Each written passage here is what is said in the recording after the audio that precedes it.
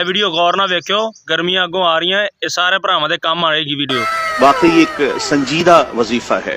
अगर आप चाहते हैं कि आपके घर का बिजली का बिल कम से कम आए तो एक वजीफा है, आपने शहादत की उंगली से मीटर पे जाके लिख लेना है जम जम।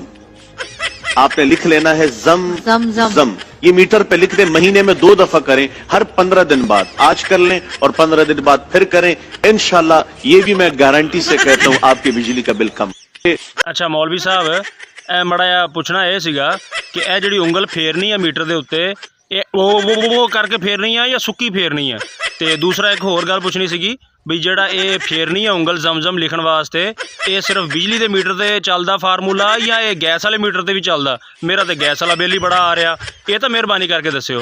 रोज़े का महीना, कोई नमाज रोज़े का, कोई अल्लाह को तौबा मंगन का दसो तरीका भी किवें मगफरत मंगनी है। तुसीं ये बह के तो किहड़ियां खच्चां मारन लग गए हो मौलवी साहब? क्यों कोई बंदा मरवाना? ये उंगल फेरते फेरते किसी ने विच उंगल देती तो पक्का ही जान छुट जूगी इस बिल तो।